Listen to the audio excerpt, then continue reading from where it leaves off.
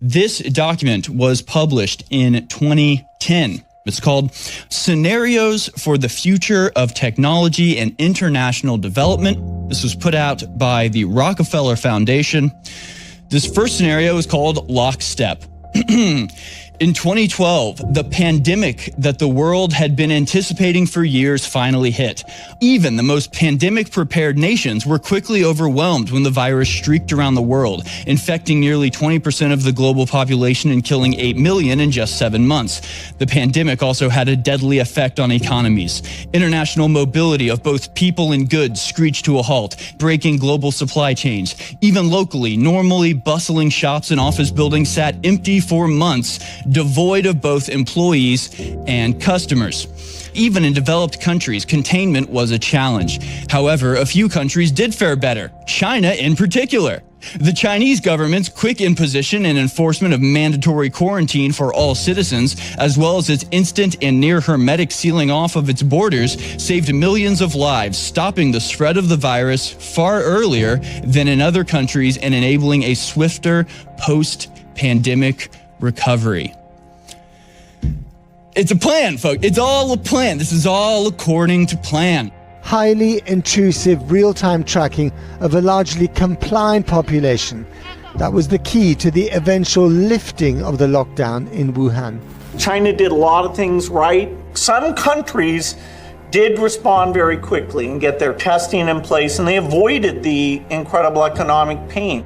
This document continues. From 2010, I remind you, China's government was not the only one that took extreme measures to protect its citizens from risk and exposure. During the pandemic, national leaders around the world flexed their authority and imposed airtight rules and restrictions, from the mandatory wearing of face masks to body temperature checks at the entries to communal spaces like train stations and supermarkets. Even after the pandemic faded, this more authoritarian control and oversight of citizens and their activities stuck and even intensified. Citizens willingly gave up some of their sovereignty and their privacy to more paternalistic states in exchange for greater safety and stability. Citizens were more tolerant and even eager for top-down direction and oversight. In developed countries, this heightened oversight took many forms. Biometric IDs for all citizens, for example. In many developed countries, enforced cooperation with a suite of new regulations and agreements slowly but steadily restored both order and, more importantly, economic growth. Isn't that uncanny? Isn't this incredible that in 2010 they were predicting that this exact thing would happen? I mean, sure, you can go back to Event 201. Now let's talk about a little thing called Event 201.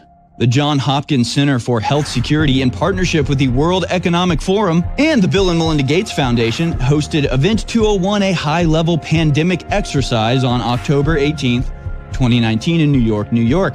On behalf of our center and our partners, the World Economic Forum and the Bill and Melinda Gates Foundation, the goal of the Event 201 exercise is to illustrate the potential consequences of a pandemic and the kinds of societal and economic challenges it would pose. They're running a simulation of what they think would happen and what their response to a pandemic outbreak would be. Again, this simulation that they're running happened in October of 2019 and was about the coronavirus. When they say caps in this video, they're talking about the coronavirus. They knew what the outbreak would be 3 months before it actually happened. Are they just that good at guessing? I'll leave it up to you to decide. CAPS is a serious respiratory disease. More than half of the recognized cases have required hospital care, creating a huge strain on healthcare systems. Some people only exhibit mild flu-like symptoms, not requiring treatment in a hospital. Alarmingly, those people are able to walk around and spread the virus, not realizing they are doing so. Global health experts have highlighted that dis and misinformation are wreaking havoc on the CAPS response. How can governments, international businesses, international organizations ensure that reliable information is getting to the public and prevent highly damaging and false information to the extent that's possible about the pandemic from spreading and causing deepening crisis around the world? Twitter and Facebook are reporting they've identified and deleted a disturbing number of accounts dedicated to spreading disinformation about the outbreak. To me, it is clear countries need to make strong efforts to manage both mis- and disinformation. This is a huge problem that's going to keep us from ending the pandemic and might even lead to the fall of governments. If the solution means controlling and reducing access to information, I think it's the right choice. Is anyone else feeling a little bit incredulous? It's just a rather odd coincidence, is it not? That you would know exactly which virus it was and exactly what you needed to do to prevent disinformation and misinformation. If you come out and say, hey, it looks like this was awful planned, what do you think they're going to do? They're going to come in and go, this is the type of disinformation we were talking about. This is the type of misinformation we need to protect against. This is all planned. They have the rollout planned out perfectly, and the hubris, the confidence that they have in their ability to control humanity, that they think that they can just do it completely openly.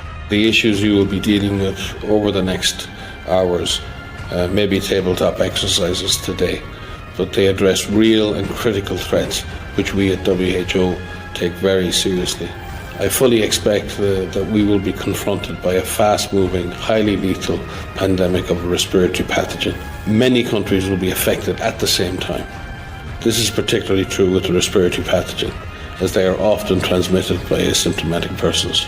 I think an epidemic, either naturally caused or intentionally caused, is the most likely thing to cause, say, 10 million excess deaths. There is no question that there will be a surprise outbreak. Today, the greatest risk of global catastrophe doesn't look like this. Instead, it looks like this. If anything kills over 10 million people in the next few decades, it's most likely to be a highly infectious virus. You gave this chilling warning that the world was in danger at some point of a major pandemic. People watching that talk now, the hair stands up in the back of their neck. It is exactly what we're living through. This is not a case of random events that's going on now. This is the culmination of a vast amount of time and preparation to reach this point. Everything was in place before they pressed the button on 2020.